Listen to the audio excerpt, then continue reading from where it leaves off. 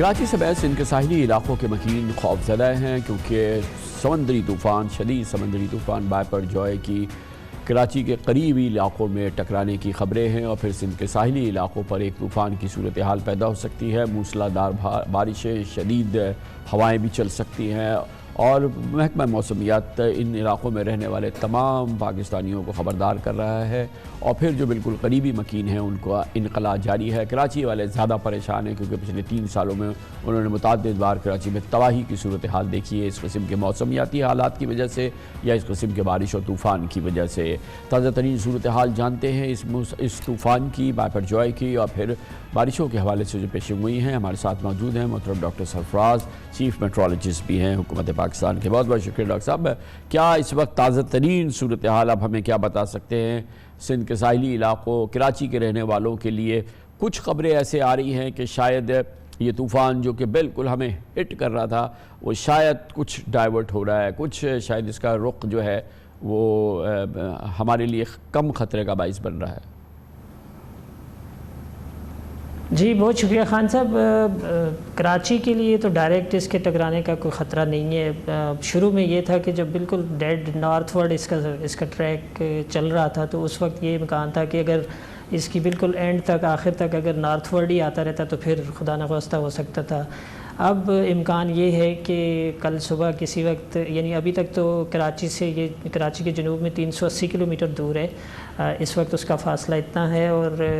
اس کا جو ٹریک ہے وہ شمال کی طرف ہی ہے، لیکن کل صبح رات گئے یا کل صبح ارلی صبح سے اس کا ٹریک پھر اس کے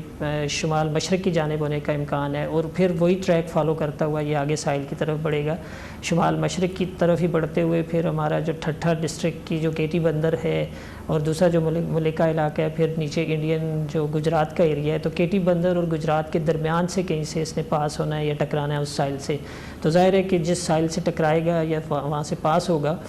تو میکسیمم امپیکٹ اسی ایریا پہ ہوتا ہے ان ٹرمز آف میکسیمم ونڈ،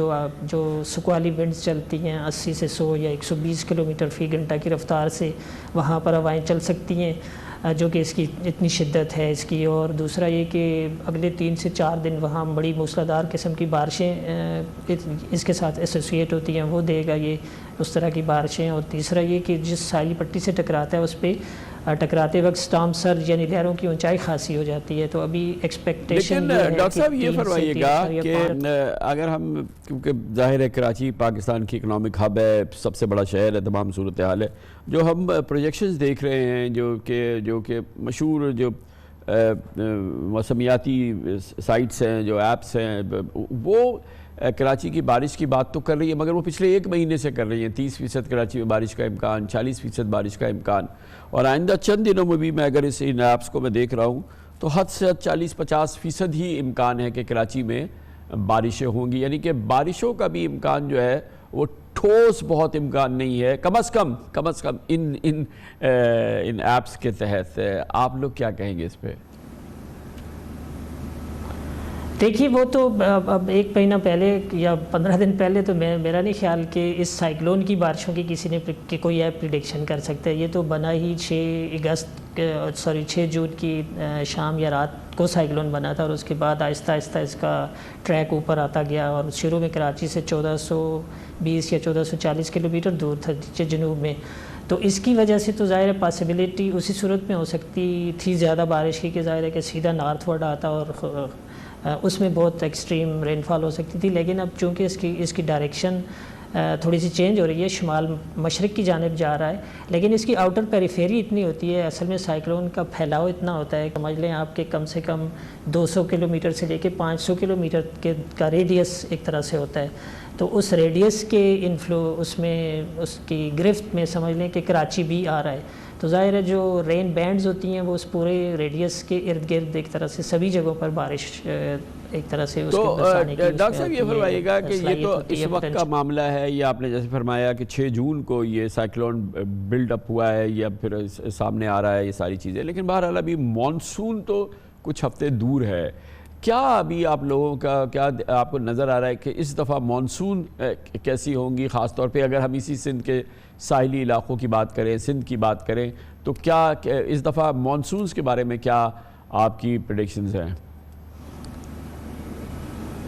देखिए मॉनसून की प्रेडिक्शन हमारी कुछ दिन पहले ही आ गई थी, और इस दफ़ा मॉनसून की बारिशें एक्सपेक्टेशन ये है कि मामूल से कम है पूरे पाकिस्तान में ही, ज़्यादातर एरियाज़ में, यानी पाकिस्तान के 70% 80% एरियाज़ में मामूल से कम बारिशें हैं। बिलखुसूस जो सदर्न डिस्ट्रिक्ट्स हैं, सिंध और बलूचिस्तान, जहाँ पिछले साल बहुत तबाही हुई थी, यहाँ तो मामूल से काफ़ी कम बारिशें हैं। बिल्कुल जो केपी के शुमाल मशरक़ शुमाल मगरबी इलाके हैं जो अफ़गानिस्तान के साथ लगते हैं, और जीबी के कुछ इलाके, वहाँ पर मामूल से थोड़ी सी ज़्यादा बारिशें हैं। उसकी वजह ये है कि आपको पता है कि पाकिस्तान की भी और इंडिया की भी, पूरे साउथ एशिया की मानसून बारिशों का कुछ टेली कनेक्शंस होते हैं, यानी बैरुल-काइल में जो दर्जा हरारत चल रहे होते हैं उनका बड़ा रोल होता है यहाँ की बारिशों में। पिछले 3 साल से वहाँ पर दर्जा हरारत मामूल से कम चल रहे थे, जिस फिनोमेना को हम ला नीना का नाम देते हैं। तो ला नीना जब रहा तो यहाँ पर बारिशें ज़्यादा रही होती हैं, और उसके उलट फिनोमेना है। गोया डॉक्टर साहब आप ये फरमा रहे हैं कि ये अगर वक्त गुजर जाता है तो आगे जो मानसून हैं जुलाई अगस्त वगैरह जो हैं, वो अभी तक की जो फोरकास्ट है, आपकी जो सूरत हाल नज़र आ रही है, कोई बहुत ही बड़ा ख़तरा हमारे सामने फ़िलहाल नज़र नहीं आ रहा है। जी बिल्कुल ऐसे ही है। इस दफ़ा उतनी उस तरह की बारिशें नहीं है, लेकिन आपको पता है कि पाकिस्तान की जोग्राफियाई पोजीशन इस तरह की है, टोपोग्राफी इस तरह की है कि कोई इंडिविजुअल इवेंट एक तरह से कोई इस तरह का हो सकता है पहाड़ी इलाकों में कि उसमें अचानक तेज़ बारिश, ज़्यादा बारिश हो जाए, तो मतलब लोकलाइज्ड जिसे कहते हैं ना, फ्लैश फ्लडिंग, वो तो रूल आउट नहीं की जा सकती, लेकिन ओवरऑल मामूल से कम बारिशें हैं तो उस तरह की कैफियत नहीं होगी जैसे पिछले 2-3 साल से हम मुसलसल फेस कर रहे थे। थैंक यू वेरी मच, बहुत बहुत शुक्रिया डॉक्टर सफ़ा साहब, चीफ मेट्रोलॉजिस्ट पाकिस्तान के